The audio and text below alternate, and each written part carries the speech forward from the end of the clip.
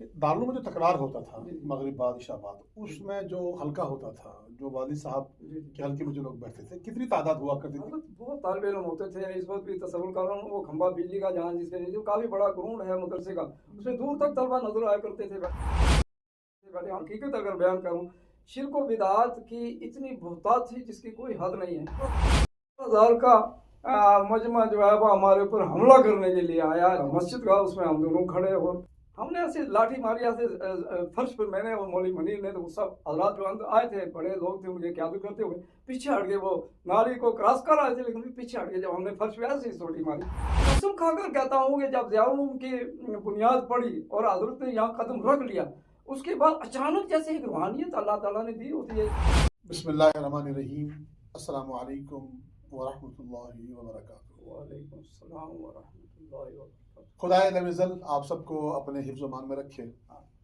हम एक बार फिर ज़ियाई मीडिया नेटवर्क के प्लेटफार्म से आपसे मुखातिब हैं, और जैसा कि आप सबको ये बात मालूम भी है कि जामे ज़ियाउल की 50 साला तकरीबात के हवाले से हम कुछ ऐसी चुनिंदा शख्सियात से आपकी मुलाकात करा रहे हैं जिन्होंने इस 50 साला दौर को बगौर देखा है, बहुत करीब से देखा है, और इन 50 साला हालात का मुशाहिदा भी किया है।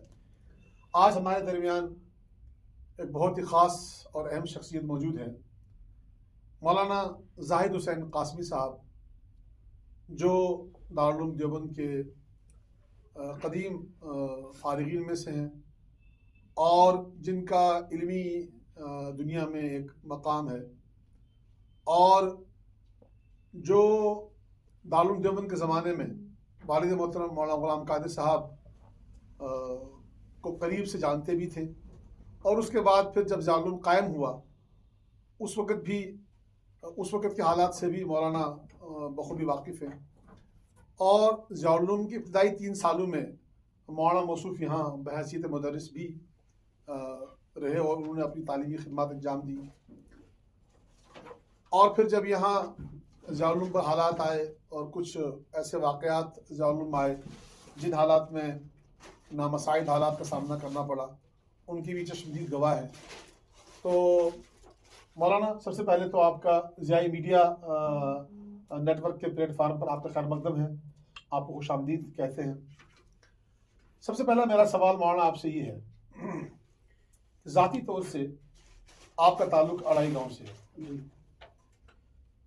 मैं ये जानना चाहता हूँ कि तहसील इल्म के सिलसिले में आपका दारुल उलूम में जाना कैसे मुमकिन हुआ? वो कौन से हालात थे कि आप उस दौर में, जबकि कोई तालीमी चलन नहीं था और कोई रहनुमाई करने वाला नहीं था, उस दौर में आप पुंछ से निकल कर दारुल उलूम देवबंद कैसे पहुँचे?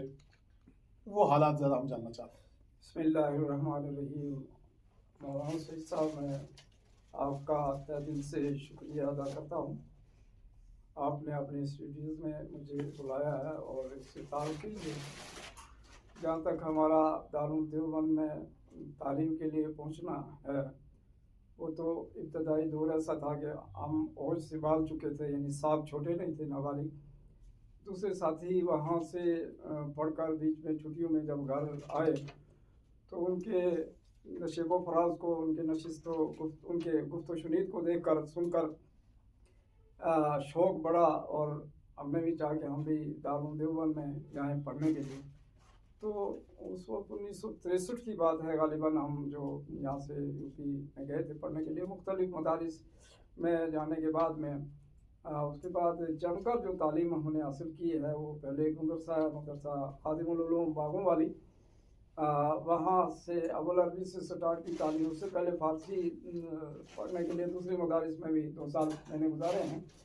तो 1966 में मदरसा खादिमुल उलूम बागों वाली में मैंने दाखिला अरबी में लिया, और उस वक्त हज़रत मौलाना ग़ुलाम कादिर साहब दामत बरकातुहुम पहले दूसरे मदरसों में, तेवड़ा कोई गाँव है, वहाँ से कुछ अर्सा पढ़कर ये भी उस वक्त वहाँ 1966 में मदरसा खादिमुल उलूम बागों वाली में ज़ेर तालीम थे, वहाँ हमने भी दाखिला लिया और कुछ अर्सा हमारा सफ़र जो है वो इकट्ठा हो गया तालीमी। तो वहाँ मैं अपना क्या ताल्लुक़ कर रहा हूँ, मैं तो वही हूँ जो कुछ हूँ, लेकिन हज़रत के बारे में जितना मैं मुतासिर हुआ हूँ, अल्हम्दुलिल्लाह वो बिल्कुल वजह है। मदरसा खादिमुल उलूम में हज़रत ने इब्तिदाई तालीम अरबी अव्वल से लेकर आगे तक पढ़ा है। उस दौरान में हज़रत का एक नुमाया मकाम रहा है और असातिज़ा में बड़े मकबूल रहे हैं। इस वास्ते कि बहुत ही लायक फायक ये शख्सियत थे। वहाँ एक इब्तदाई दौर में अरबी दौर में काफ़िया जो बड़ी मुश्किल किताब है नहू है, उसमें हज़रत अपने साथी को तकरार कराया करते थे और काफ़िया को हल करना और उसमें दस्तरस रखना ये आम तालिब इल्म का काम नहीं होता है आमतौर। और हमारे पढ़ाने वाले भी मौलाना जमील साहब होते थे वहाँ, जो एक नहू के इमाम माने जाते थे, वो हमारे उस्ताद थे और हज़रत के भी वो उस्ताद थे। तो अरबी दौर में मुझे ये वाक़ियत है कि वो इसमें काफ़िया में वहाँ अपने साथियों को तकरार कराया करते थे। और तकरार कहते हैं कि जो दिन में उस्तादों ने पढ़ाया उसको दोबारा दोहराना रात को या किसी टाइम में। तो मिन्नुआन वो इसी तरह दोहराया करते थे और नहायत ही खुश उसलूबी के साथ। और एक कमाल और था हज़रत के अंदर के तहरीर में बड़े माहिर थे। जैसे असातिज़ा वो तकरीर करते थे तो हज़रत फौरी तौर पर उसको नकल भी कर लेते थे, कलम हाथ में लेते थे, कापियाँ हाथ में होती थी, लिख लिया करते थे और इतना जल्दी लिखते थे कि अभी उस्ताद का अल्फाज जो है मुँह में होते थे तो वो कलम की नोक पर कागज पर उतर जाता था। इतने यानी फुर्ती में लिखते थे। बड़ा मलका अल्लाह ताला ने इनको तहरीर में भी दिया हुआ है। तो उस दौर में इस असातिज़ा के दरमियान में बड़े नुमायाँ थे ये और मकबूल शख्सियत थे। इस वास्ते के लायक फायक तालिब इल्म थे। इस वास्ते जो लायक तालिब इल्म होता है, होनहार होता है, उसके साथ असातिज़ा भी बड़ी शफ़क़त और मोहब्बत रखते हैं। तो वो दौर गुजरा हमारा वहाँ बागों वाली में। उसके बाद ये जो आपने चूँकि मेरा सवाल तो बुनियादी तौर से ये था कि आपका अपना दारुल उलूम देवबंद में पहुँचना कैसे हुआ, खैर वो आपने बताया।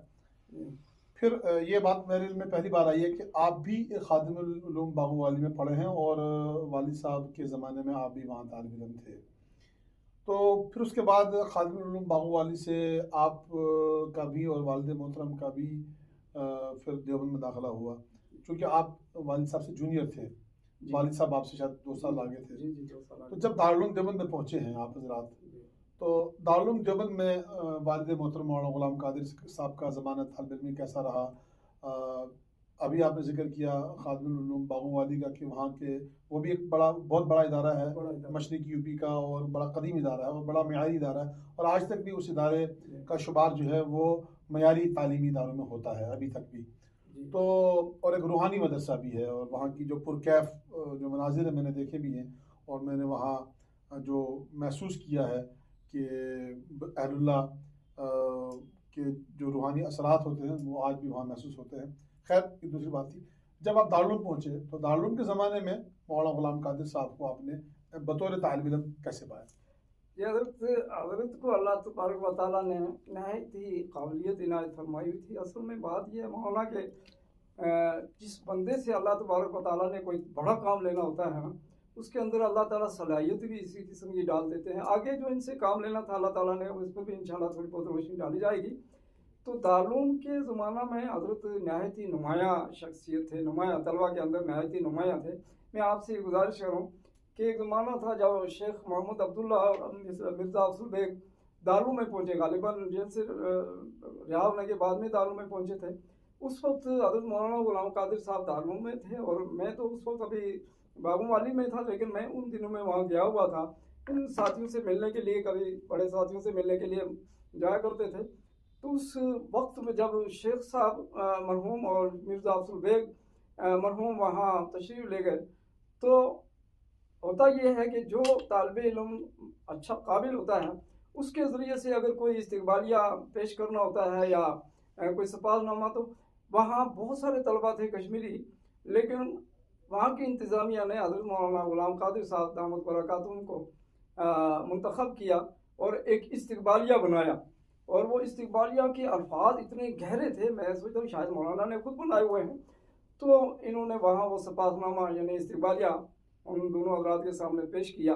मेरा अर्ज़ करने का मकसद ये है कि जो काबिल तालिब इल्म होता है, बहुत सारे तलबा थे वहाँ कश्मीरी, उन सब में से जो है इंतखाब किया उस इस्तकबालिया का पेश करने के लिए हज़रत का इंतखाब किया वहाँ की इंतज़ामिया ने, तो वो पेश किया इन्होंने। उसके अलावा जो वहाँ तालीम के दौर में इनकी जो नुमाया जो हैसियत रही है वो ये रही है कि तलबा में बिल्कुल नुमाया थे, और इसी बिना पर वहाँ के तलबा ने इनको शेर कश्मीर का लक़्ब दे दिया। शेर कश्मीर तो हकीकत में है तो आज भी शेर कश्मीर ही है ये। तलबा को तकरार कराया करते थे। वो खंभा बिजली का अब भी मुझे जहन में आता है, जब मैं आंखें बंद कर तस्वर करता हूँ वहाँ बैठकर जो दिन में तालीम होती थी, असातिज़ा किराम पढ़ाते थे, वहाँ पढ़ाई भी ऐसी उम्दा होती है आज भी, और उस वक्त बहुत ही ज़्यादा गहराई में और नहायत ही तफसील के साथ असातिज़ा किराम पढ़ाया करते थे। तो वो उनका पढ़ाया हुआ शाम को रात को तलबा में बैठकर बहुत सारे तलबा इकट्ठे हो जाया करते थे जो जमात के थे, तो इकट्ठे हो जाया करते थे, उनको तकरार कराया करते थे। वो तकरार के वही अल्फाज में जैसे कोई उस्ताद बोल रहा है, इस सलाहियत के साथ, इस काबिलियत के साथ उनको तकरार कराया करते हैं।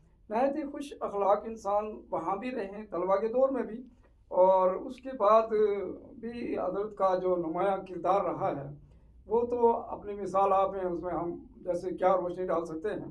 तो दारुल का नहायत ही और बड़े बड़े असातिज़ा किराम की यहाँ जो वहाँ खिदमत हासिल थी, उनसे तालीम हासिल करने का मौका अल्लाह तबारक व तआला ने इनको भी हमें भी नसीब फरमाया। बड़े बड़े उलमा थे, शेख फ़खरुद्दीन रहमतुल्लाह अलैह जो शेखुल हदीस से, कारी तैयब साहब रहमतुल्लाह अलैह जो बहुत बड़े वहाँ उस वक्त की दुनिया में बहुत बड़े आलिम थे, समंदर थे इल्म के, मौलाना फ़खरुल हसन साहब, मौलाना महराजुल हक साहब, मौलाना अब्दुल्ला साहब वगैरह वगैरह, सैयद फ़खरुल हसन साहब रहमतुल्लाह अलैह, बड़े असातिज़ा किराम, और मौलाना अब्दुल शाह साहब रहमतुल्लाह अलैह, जो अब सारे रहमतुल्लाह हो गए हैं। हमारे असातिज़ा में अब शायद कोई भी वहाँ मौजूद नहीं है। बड़े बड़े उलमा से इल्म हासिल किया, तहसील इल्म में इन्होंने नुमाया वहाँ रहे हैं, और अल्हम्दुलिल्लाह अपने इस बर्तन में जो अल्लाह तबारक व तआला ने इनायत किया था इनको, उसमें उस इल्म को समोया इन्होंने। तो उसके बाद हमारा ये दौर रहा है इकट्ठा ये दारुल देवबंद का। दारुल से फरागत के बाद और एक चीज़ मैं यहाँ रोक के पूछना चाहता हूँ कि दारुल में जो तकरार होता था मगरिब बाद इशा बाद, उसमें जो हल्का होता था, जो वालिद साहब के हल्के में जो लोग बैठते थे, कितनी तादाद हुआ करती थी वो तलबा की? कितने तलबा बैठते थे उस वक्त? आदत बहुत तालिब इल्म होते थे वो उस वक्त, मैं शुमार में क्या बता सकता हूँ, लेकिन वहाँ जो मैं इस वक्त भी तस्वुर कर रहा हूँ वो खंबा बिजली का जहाँ जिसके नीचे काफ़ी बड़ा ग्राउंड है मदरसे का, उसमें दूर तक तलबा नजर आया करते थे बैठे। हम तो पिछली जमातों में थे, लेकिन कभी कभी अच्छा मैंने खुद इनसे शरह वक़ाया जो फ़िक़ह की एक किताब है, बागों वाले से वहाँ रमज़ान शरीफ में कभी छुट्टी लेकर वहाँ जाया करते थे, रहते थे वहाँ दारुल देवबंद में ही। तो मैंने शरह बकाया इनसे 20 साल में ऐसे ही, यानी वो रमज़ान शरीफ में ट्यूशन के तौर पर, जैसे ट्यूशन तो नहीं होता था, यानी तैयारी के लिए तैयारी के लिए इनसे वह शरह बकाया भी मैंने पढ़ी है। तो उस वक्त से मैं महसूस कर रहा हूँ कि पढ़ाने का जो मलिका अल्लाह तबारक व तआला ने हज़रत को दिया हुआ है, उस वक्त जब तालिब इल्म के ज़माने में ऐसे खुश उसलूबी से इतनी सलीस उर्दू में समझाया करते थे कि बात बिल्कुल इंसान को समझ आता थी, तालिब इल्म को बिल्कुल के वो नक्श कल हाजिर हो जाती थी। तो इस तरह पर उस वक्त से हमारी ये वाक़फ़ियत है इल्मी तदरीसी के एतबार से भी। तो यहाँ एक चीज़, यहाँ मैं अपने सामीन को और नाज़रीन को एक चीज़ ज़रूर बताना चाहता हूँ कि जो मदरसा कल्चर है उसमें ऐसा होता है कि चूँकि ये उसमें हॉस्टल ही होता है और तमाम तलबा दिन रात मदरसे में रहते हैं, और वहाँ एक प्रैक्टिस है जिसका नाम तकरार होता है। यानी दिन में जो उस्ताद पढ़ाते हैं और फिर रात को जब क्लासेस में बच्चे बैठते हैं, जैसे घरों में लोग बच्चे रात को पढ़ते हैं, तो ऐसे ही मदरसों में रात को भी बच्चे पढ़ते हैं। तो तकरार यानी, और बहुत ही ख़ास किस्म के मखसूस चुनिंदा तलबा, ज़हीन तलबा जो हैं, वो जो दिन में उस्ताद ने पढ़ाया है उसी को रिपीट करते हैं मगरिब बाद और असर बाद। ये कल्चर आज तक भी, और ये प्रैक्टिस आज तक भी मदरसों में जारी है। तो आपने 12 इंटरव्यू में वालिद साहब के साथियों से ये सुना कि मौला ग़ुलाम कादिर साहब जो हैं वो तकरार कराया करते थे। इसका मतलब ये है कि वालिद साहब जो हैं वो उस ज़माने में उन ख़ास तलबा में, वो नुमाया तलबा में थे जो दिन में उस्ताद पढ़ाते थे, सेम उसी को तालिब इल्म जो है वो मगरिब बाद इशा बाद या रात के वक्त में रिपीट करते थे। तो ये बात मैं उन लोगों तक ज़रूर पहुंचाना चाहता हूं जो मदरसा के अंदर के कल्चर से या प्रैक्टिस से या जो होता है उससे नावाकिफ़ है। तो खैर मौलाना, ये तो आपने बताया, बात यहाँ तक पहुँची। अब एक बात जो है वो हम आते हैं सीधा 1974 पर, अब जी। जहाँ जी जब वालिद साहब तो चूंकि वहाँ से फारिग हुए, मेवात चले गए, 5 साल मेवात पढ़ाया, जी। चूंकि यहाँ हालात ही ऐसे नहीं थे कि यहाँ आते। फिर जब उनको लगा कि नहीं मुझे अपने इलाके में काम करना चाहिए, जब उन्हें इंदल्ला जवाबदेही का एहसास हुआ, तो मौलाना मुख्तसरन, हम चूँकि हम इंटरव्यू लंबा होता है, लोग सुनते नहीं हैं, तो हम ये जानना चाहते हैं कि जब चूँकि और फिर चूँकि आपने यहाँ 3 साल बहसीत मुदर्रिस काम किया वालिद साहब के साथ, जी। तो वो इब्तदाई दौर, उसमें 2 बातें हैं। एक तो वो जामिया के क़याम का इब्तदाई दौर, मसाइल, मुश्किलात और परेशानियाँ, और मां साथ में क़ारी तैयब साहब रहमतुल्लाह अलैह, जो एक आलमगीर शख्सियत थे और जिन्होंने 60 साल तक दारुल उलूम देवबंद का एहतमाम संभाला, और जिनके दौर में दारुल उलूम ने बहुत तरक्की पाई और उरूज हासिल किया। ऐसी शख्सियत का पुंछ में आना जो आज भी नाकाबिल यकीन लगता है। आप उस दौर को कैसे देखते हैं, और उस मुश्किल भरे दौर को कैसे देखते हैं, 74 के दौर को, और फिर उसके मान बाद क़ारी साहब रहमतुल्लाह अलैह का यहाँ आना और उस जलसे में आपका शरीक होना और वालिद साहब के साथ इंतज़ामी मामलात में आपका साथ रहना, उस पर आप कुछ, हम चाहते हैं कि हमारे सामने तक कुछ हालात बताएं। जी हज़रत, ये अल्लाह का बड़ा एहसान है कि 1974 में जब जामिया उलूम कायम हुआ और हज़रत ने संग बुनियाद उसकी डाली, तो उसी दौर में यानी 74 में ये कायम हुआ है, और 75-76 में मैं यहाँ बहैसियत मुदर्रिस के हज़रत से मैंने गुजारिश की कि मैं यहाँ खिदमत करना चाहता हूँ आपकी माहियत में रहकर। तो मैं 1976 में गालिबन यहाँ हाज़िर हुआ, और उस दौरान मैं अभी अरबी सौम ही तक तालीम होती थी, तो अरबी दोम की किताबें मैंने अभी पढ़ाई हैं। मेरे शागिर्द यहाँ मौजूद हैं, ये सदीक शाह साहब हैं, मौलवी गुलाम नबी साहब वगैरह, क़यामुद्दीन साहब वगैरह वगैरह, ये असातिज़ा जो है या असातिज़ा है यहाँ, तो वो उस वक्त मेरे भी शागिर्द थे।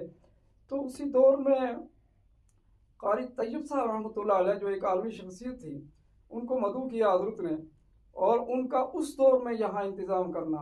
हज़रत वहाँ जो उस वक्त हमारे हालात थे यहाँ के ज़ियाउलूम के, और यहाँ हमारी फ़िज़ा जो थी वो नहायत ही मुक़द्दर थी, और बड़ी मुश्किल से हम यानी खुदा और रसूल की बातें यहाँ कर सकते थे। मैं हकीकत अगर बयान करूँ, शिर्क व बिदअत की इतनी बहुतात थी जिसकी कोई हद नहीं है।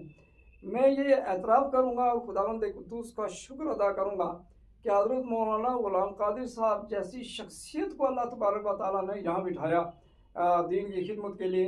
या हर किसी कसर नाकस का काम नहीं था कि यहाँ पुंछ में दीन का काम शुरू करता। वो दौर ऐसा था कि यहाँ चारों तरफ घटा टोप अंधेरी थी शिर्क व बिदअत की, और हमें बड़ी मुश्किलात आती थी, किस्म किस्म के हमारे ऊपर ज़बानी भी और वजूदी भी हमारे ऊपर हमले होते थे। तो उस दौरान में क़ारी तैयब साहब रहमतुल्लाह अलैह का यहाँ मदऊ करना और फिर उनका इंतज़ाम करना, हमने क़ारी तैयब साहब रहमतुल्लाह अलैह का इस्तकबाल वहाँ थी दरवाज़ा जो है वहाँ से भी आगे हम, उस वक्त गाड़ियाँ ज़्यादा नहीं हुआ करती थी, आज तो बच्चे बच्चे के पास गाड़ियाँ हैं, तो गाड़ी में हज़रत को वहाँ बिठाया हमने, और फिर जमे गफ़ीर हमने इकट्ठे किए हज़रात जो हमारे साथी उस वक्त साथ दे रहे थे, साथ तो उस वक्त बहुत कम दे रहे थे हमारा, तो वहाँ से हमने इस्तकबाल शुरू किया, और बाज़ार बाज़ार में से हम क़ारी तैयब साहब रहमतुल्लाह अलैह को यहाँ मदरसे में पहुँचाया। और यहाँ जो यहाँ ये वेटरनरी अस्पताल है, यहाँ ये खुला मैदान था उस वक्त, यहाँ कोई बिल्डिंग नहीं थी, कोई अस्पताल नहीं था, ये एक मैदान था, यहाँ स्टेज सजाया हमने, और यहाँ क़ारी तैयब साहब रहमतुल्लाह अलैह के आवाज़ हुआ, तकरीबन 2.5 घंटे उन्होंने यहाँ आवाज़ फरमाया। तो वो दौर बड़ा अजीब सा था, हज़रत बड़े नशेब व फराज हुए उस दौर में। मेरे यहाँ रहते हुए यहाँ मदरसे के ऊपर 2 हमले हुए थे। अगर आप मुझे इजाज़त दें तो मैं ये गुजारिश करूँ कि कम से कम 4000 का एक जमे गफ़ीर हमारे ऊपर चढ़ाया था। उस वक्त ये मस्जिद जो है आज बहुत बड़ी जामे मस्जिद है, वो उस वक्त पुरानी मस्जिद थी, टीन सा पर पड़ा हुआ था, एक हाल ही सा था, कोई ख़ास कुछ नहीं था। वहाँ हमारे आदमी जो थे वो महदूदा थे, चंद मस्जिद के अंदर थे, गेट से अंदर अंदर, हमारे लोग उतने ही थे जो उसके अंदर थे। ये जमे गफ़ीर 4000 का मजमा जो है वो हमारे ऊपर हमला करने के लिए आया। अंदर का जो गेट था इसका मस्जिद का, उसमें हम दोनों खड़े और पीछे साथी बैठे हुए थे, मेरे दोनों भाई भी थे उस वक्त वहाँ मौजूद। तो हमने ऐसे लाठी मारी ऐसे फर्श पर, मैंने और मौलवी मनीर ने, तो वो सब हज़रात जो अंदर आए थे बड़े लोग थे, उनके क़यादत करते हुए पीछे हट गए, वो नाली को क्रॉस कर आए थे लेकिन भी पीछे हट गए। जब हमने फर्श पे ऐसे ही सोटी मारी, हमारी सोटियों से क्या होता है, वो 4000 का एक जमे गफ़ीर आ रहा था हमारे ऊपर हमला करने। तो ऐसे ऐसे अदवार हमने देखें इब्तदाई दौर में, जो ज़ियाउलूम का इब्तदाई दौर था। हमें मसला अगर कोई पूछता था ना तो बयान करने की, मसला बताने की जरूरत नहीं आती थी। डर महसूस होता कि क्या पता ये लोग आगे हमारे ऊपर कैसे पेश आएंगे। कसम खाकर कहता हूँ कि जब ज़ियाउल की बुनियाद पड़ी और हजरत ने यहाँ कदम रख लिया, उसके बाद अचानक जैसे एक रूहानियत अल्लाह ताला ने दी होती है इस दीन के अंदर, तो अल्लाह ने रूहानियत नसीब फरमाई आने को, एक ऐसी रूहानियत की ताकत हमारे अंदर आई। फिर मैं वहाँ मंडी कितना अढ़ाई हमारा गांव दूर, वहाँ रहकर भी मसले खुल्लम खुला बताने लगा मैं बाद में लोगों को तौहीद और रिसालत के। लेकिन उससे पहले डर महसूस होता था। जैसे ही हजरत ने इस अंजन पर कदम रखा, जामे ज़ियाउल को कायम किया, तो एकदम कोई कैफियत ही बदल गई, वो डर ही खत्म हो गया। खुले बंदो हम जो है लोगों को मसाइल बताने लगे। उसके बाद जब मैं यहाँ आ गया, मैं भी आ गया, तो हजरत की माहियत में मैंने बहुत सारी चीज़ों को, मैं समझता हूँ कि बहुत सारी चीज़ें मैंने सीखी हैं हजरत से। यानी बड़े बड़े असातिज़ा किराम की ज़ेर निगरानी हमने तालीम हासिल की है। जितनी बातें वहाँ मिली नहीं थी वो हजरत की निगरानी में रहकर, हजरत की माहियत में रहकर मुझे मिली। हजरत के अंदर अल्लाह तबारक व तआला ये जो आपने खैर आपने उस इब्तदाई दौर के हालात सुनाए, फिर बाद में जो एक मार्का पेश आया उस पर भी आपने रोशनी डाली, गो वो बहुत बात की बात है। अब मैं आपसे जानना चाहता हूँ कि चूँकि आप वालिद साहब के साथियों में रहे हैं और वालिद साहब को तालिब इल्म की हैसियत से भी, मुदर्रिस की हैसियत से भी, और एक मुंतज़िम की हैसियत से भी, और एक आम शख्सियत की हैसियत से भी आपने बहुत करीब से देखा है। तो तालीमी हालात, उसके बाद इब्तदाई दौर की इंतज़ामी मुश्किलात, ये तो आपने बयान कर दी। लेकिन वालिद साहब को बहैसियत शख्स, बहैसियत शख्सियत, उनके अखलाक, उनके मामलात, उनको सब्र बर्दाश्त, जो कुछ अल्लाह ने उनको नियामतें दी और जिनकी बदौलत उन्होंने ये मुश्किल तरीन सफ़र तय किया, उस हवाले से आपने कैसे पाया वालिद साहब को, मौलाना गुलाम कादिर साहब को कैसा महसूस किया? मैं एक मुनसिफाना तज़िया आपसे जानना चाहता हूँ। अगर बगैर किसी लफाजी के और बगैर खुशामद के मैं ये अर्ज़ करूँगा, अल्लाह तबारक व तआला ने अपने बंदों के लिए दो लफ्ज़ इस्तेमाल किए, तो मुखलिस यानी अखलास रखने वाला, और एक मुखलस मिन इबादिहिल मुखलसीन। मुखलस के माना चुनने के हैं। अल्लाह तबारक व तआला ने हज़रत को बहुत सारे अखलाक के लिए, बहुत सारी चीज़ों के लिए ऐसा चुना है, मुंतखब किया है कि जो अल्लाह तबारक व तआला ने इनके अंदर का भरी हुई थी। अखलाकी एतबार से हज़रत के अंदर वो अखलाक, वो बुलंद अखलाक मैंने पाए कि मेरे अपने नाकिस मुताला के एतबार से उतने बुलंद अखलाक नहीं आमतौर मिलते हैं। और एक आलिम के लिए ज़रूरी है कि उसके अखलाक बुलंद हो। अल्लाह ताला का ये शुक्र है कि हज़रत को खुदावंद कुद्दूस ने जो अल उलमा वरसतुल अंबिया, जो अल्लाह ताला ने, अल्लाह के नबी ने फरमाया कि उलमा जो है अंबिया के वारिस होते हैं, और वारिस का काम ये होता है कि जो भी जिसकी वरासत मिली है उसके कितने पहलू होते हैं। खाली ये पढ़ाना ही नहीं होता है, खाली तालीम हासिल करना ही नहीं होता है, बहुत सारे वरासत के बहुत सारे मामलात होते हैं, अखलाकी एतबार से, मसाइल के एतबार से, तौहीद और सुन्नत की हिफाजत के एतबार से बहुत सारे उसके पहलू होते हैं कि उन तमाम पहलुओं पर सही माना कर जिम्मेदारी के साथ उस पर उतरना ये एक आलिम के लिए ज़रूरी है। हज़रत के मामलात तो ऐसे हैं, मैं ये कहूँ कि अगर तराजू की तरह, जैसे तराजू एक फ़ैसला करता है ना, इस तरह पर हज़रत के मामलात रहे हैं, एक तराजू की शक्ल रही है। किसी से अगर कोई भी वादा करना किया है किसी भी मसले में, तो उस वादा को पूरी तरीके पर निभाया है, जो नबी पाक सल्लल्लाहु अलैहि वसल्लम का फरमान है कि अल मुमिनु इज़ा वअदा वफ़ा, कि मोमिन वही होता है जिसको जो वादा करता है उसको पूरा करता है। तो सही वरासत का हक जो है हर पहलू में हज़रत के अंदर मौजूद था। खुदावंद को दूसरे रखा, और ये सादत बजोर बाजू ने ताना बख्शिद खुदाए बख्शिदा, ये सादत जो है ना, जिससे जितना काम लेना होता है, मैंने पहले अर्ज किया है, जितना जिससे काम लेना होता है अल्लाह तबारक व तआला ने उसी किस्म की सलाहियत उसके अंदर अल्लाह तबारक व तआला डाल देते हैं। तो अल्लाह तबारक व तआला ने इनके अंदर अखलाकी सलाहियत भी रखी, मामलात की उसवारी और दुरुस्त की वो सलाहियत रखी, तदरीसी सलाहियत रखी, और सखावत और फयाजी की जो सादत इनके अंदर अल्लाह तबारक व तआला ने रखी। सखावत के एतबार से दरिया दिल इंसान थे, और अल्लाह तबारक व तआला उनके साहिब को हमारे ऊपर तादेर रखे। दरिया दिल इंसान हैं, और जितनी सखावत उनके अंदर मैंने देखी है, अखलाकी पहलू को ले लो, मामलात के पहलू को ले लो, तदरीसी पहलू को ले लो, चूँकि मुदरिस भी रहे हैं, और मैंने अर्ज़ किया कि मैंने इनसे किताब पढ़ी है शरह वक़ाया, और यहाँ भी पहले शुरू में हजरत पढ़ाते भी थे, लेकिन मसरूफियात बहुत थी जिसमें पढ़ा नहीं सकते थे। लेकिन तदरीसी एतबार से जितना मलिका हजरत के पास था इतना शायद आजकल ना हो। बड़ी वो जो किताबें हैं, मुश्किल किताबें थी, आज तो हमारे मदारिस वालों ने निकाल भी दी है इस बात से कि ना रहे बांस ना बजे बांसुरी, वो मुश्किल किताबें। लेकिन उस किस्म की मुश्किल किताबें जो हजरत पढ़ाया करते थे और पुरअबूर था इनको, तो मैं किस पहलू को इनका छेड़ूँ या किस पहलू पर रोशनी डालूँ? अखलाकी लिहाज से नुमाया, तदरीसी लिहाज से नुमाया, मामलात के लिहाज से नुमाया, सखावत के लिहाज से नुमाया, इंतज़ामी लाइन में नुमाया। और मैंने ये आपसे गुजारिश करनी है कि इशाअत दीन के कई पहलू होते हैं, वो तमाम पहलू जितने इनके जहन में अल्लाह ताला ने डाले उस सब पहलू को इन्होंने कवर किया है। जो मदरसों में बैठकर किताबों का पढ़वाना उसका इंतज़ाम करना एक अलग चीज़। इब्तदाई दौर ही में हजरत ने असली तालीम को भी शुरू करवा लिया, क्योंकि हजरत ने ये सोचा हुआ था कि दीन जो है दूसरों तक पहुँचाना खाली उर्दू में नहीं होता है, उसमें अंग्रेज़ी की भी ज़रूरत पड़ती है, उसमें दूसरी ज़बानों की ज़रूरत पड़ती है। तो इब्तदाई दौर में हजरत ने यहाँ अकेडमी का भी इंतज़ाम कर लिया। अल्लाह का कर्म है कि उनकी खुलूस की वजह से वो अकेडमी आज हाई सेकेंडरी हाई स्कूल के नक्शे पर आ गया है। और तालीम जो अंबिया की है उसको फैलाने के लिए कई सारे पहलू होते हैं, तदरीसी होते हैं और तबलीगी होते हैं, तकरीरी होते हैं। हर एतबार से हजरत के अंदर ये सलाहियत खुदावंद कुदरत से रखी। एक पहलू था जो रूहानियत का पहलू, तसव्वुफ का पहलू होता है।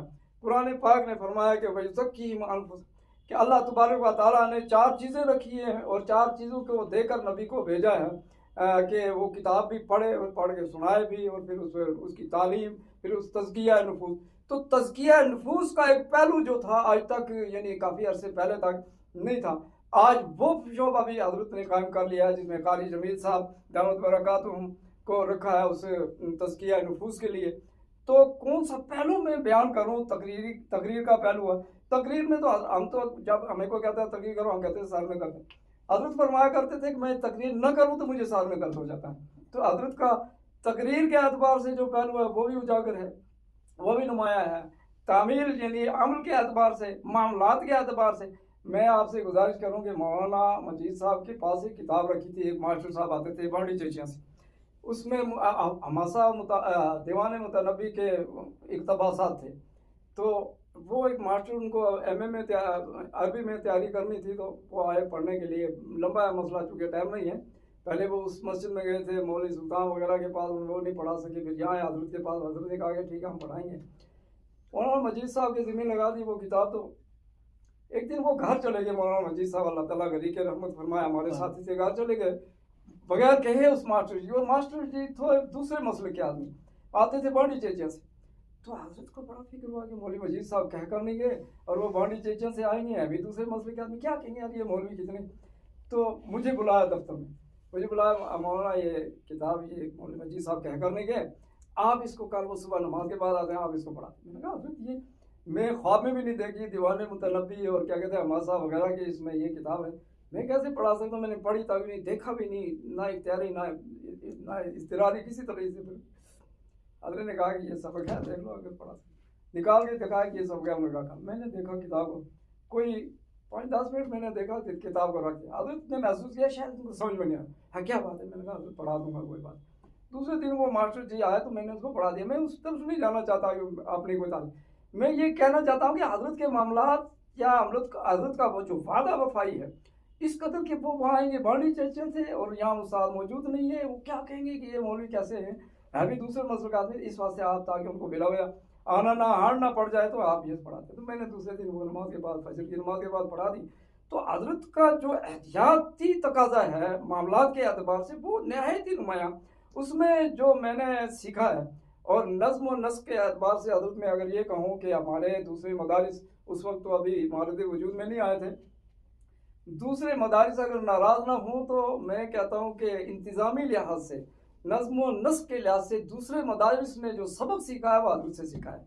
और मदारिस ही की बात नहीं बल्कि कोई भी मजमा हो, कोई भी बड़ा प्रोग्राम हो, उनमें जो आज इंतज़ामात किए जाते हैं वो मैं ये कहूँगा खुले बंदों कहूँगा कि वो हजरत के निज़ाम को देखकर आज वो मामलात अपने उन प्रोग्रामों को तश्कील देते हैं, मनाते हैं। तो हजरत का ये पहलू भी जो नज़्म व नस्क का था वो नहायत ही नुमाया और अपनी मिसालात था। नज़्म व नस्क के लिहाज से, इंतज़ामी लिहाज से, हर एतबार से हजरत का जो है पहलू मैं किसी तरह बयान नहीं कर सकता। आपने बहुत सी तो बातों का अहाता किया। मेरा आपसे आखिरी सवाल है, वक्त बहुत हो गया है, कि आज के ज़िया-उल-उलूम को और ज़िया-उल-उलूम के जो ज़ैली इदारे हैं उसमें जो दीनी इदारा है बच्चियों का, उसमें असली तालीम के 2 इदारे हैं, बच्चों का अलग है, बच्चियों का अलग है। आज बच्चे और बच्चियाँ लगभग 850 के करीब बच्चे बच्चियाँ हैं और 100 से ज़्यादा स्टाफ है यहाँ पर, और स्कूल जो दोनों है उसमें 2000 से ज़्यादा बच्चे बच्चियाँ हैं और वहाँ भी लगभग 120-25 के करीब स्टाफ है। और 1974 का एक दौर आपने देखा, फिर 50 साला सफ़र का मुशाहिदा भी आपने किया, उसके बाद ज़िया-उल-उलूम को आज आप जहाँ खड़ा पाते हैं, आप क्या महसूस करते हैं? 50 साला इस निसफ़ सदी के दौर में ज़िया-उल-उलूम ने जो सफ़र पूरा किया है, मुख्तसरन उस पर आप कैसे रोशनी डालेंगे? हज़रत वाला बहुत कम वक्त में। जी, हज़रत वाला मैंने शुरू में अर्ज़ किया और मैं ये एक बात अर्ज़ करना चाहता हूँ कि इशाअत दीन की हमागिरियत जो हज़रत के अंदर रही है, और वो हमागिरियत इस पहलू से रही है कि मैंने अर्ज़ किया है कि मदरसे के जो निज़ाम तालीम है, तदरीस की जो इस्लामी किताबों की है वो अलग, उसके अलावा जो है स्कूल का जो निज़ाम है वो अलग कायम किया है। उसके बाद हजरत को ये महसूस हुआ कि मर्द तो पढ़ेंगे और लड़कियों को भी दीन पहुँचना चाहिए, तो फिर ये उन्होंने जो बच्चियों का मदरसा जो कायम किया जाए में तय्यबात, ये एक नहायत ही ज़रूरी एक चीज़ थी, उसको भी हजरत ने कायम कर लिया, ये एक शोबा भी कायम कर लिया। और उसके साथ मैंने पहले भी अर्ज़ किया तसव्वुफ़ का शोबा वो भी कायम कर लिया। तो तमाम शोबाजात हज़रत मौलाना सईद साहब दामद बरकातुहू गुजारिश ये है कि आपको हज़रत ने पकी पकाई रोटी हाथ में दे दी है, और मैं समझता हूँ कि शेर का बच्चा शेर ही होता है। अल्हम्दुलिल्लाह आपके अंदर जो सलाहियत है वो भी नुमाया है और आइंदा भी इंशाल्लाह नुमाया रहेंगी। अल्लाह ताला आपको उम्र दराज अता फरमाए और इस अखलाक को, इस पहलू को आपने अंदर समोने की कोशिश करें आपके जो हज़रत का है। तो हज़रत ने जो खिदमत की है उनकी जो अल्लाह ताला ने कबूल किया है, कबूलियत ही की वजह है कि आज 50 साल में तमाम शोबाजात जितने एक इंसान के लिए ज़रूर थे दीनी लिहाज से, मैंने ये अल्फाज ये इस्तेमाल किया कि इशाअत दीन के लिए हमागिरियत यही है कि दीनी पहलू को भी रखा, दुनियावी पहलू को भी, असली तालीम को भी रखा। एक तसव्वुफ़ का आला यानी पहलू था जो एक इस्लाम जो चाहता है हमसे, वो पहलू भी हज़रत ने रखा। उसके बाद एक पहलू जो रह जाता था बच्चों के, औरतों के ताल्लुम का, वो पहलू भी रखा, और तामीरी लिहाज से भी हज़रत ने नुमाया खिदमत की है। उसके बाद आप हज़रात जो अल्लाह ताला आपको जज़ाए खैर अता फरमाए, आपने और तरक्की की है। तो तालीमी लिहाज से यहाँ के बच्चे जो कुर्रा पैदा हुए हैं, एक एक नुमाया तालिब इल्म यहाँ पैदा हुआ है जिसने मुसाबक़ात के अंदर नुमाया और अव्वल दर्जा हासिल किया है। ये कोई मामूली मसला नहीं है। इतनी खिदमत यहाँ के असातिज़ा भी काबिल अल्लाह ताला ने फराहम किए हैं आप हज़रात को, हज़रत की दुआओं की बरकत से, हज़रत के खुलूस की वजह से। तो मैं ये अर्ज़ कर रहा हूँ कि एक तो मुखलिस अल्लाह ने चुन लिया हज़रत को इन खिदमत के लिए।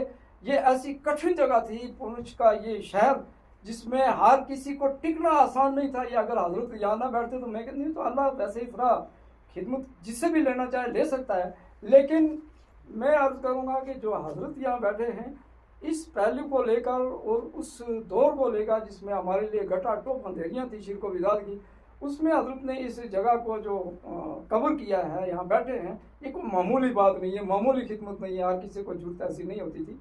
तो ये हमारे ज़िला का जो सेंटर है, ये हमारी सिटी ज़िला पुंछ, इसमें हज़रत ने बैठ कर पूरे ज़िला को रोशन किया। फिर ज़िला से बाहर इस वक्त हज़रत की जो शख्सियत है वो खाली ज़िला तक महदूद नहीं, वो खाली रियासत तक महदूद नहीं है, बल्कि वो बैनुल-अक़वामी हुई है। वो और पूरे हिंदुस्तान में हज़रत की शख्सियत जो है वो नुमाया है।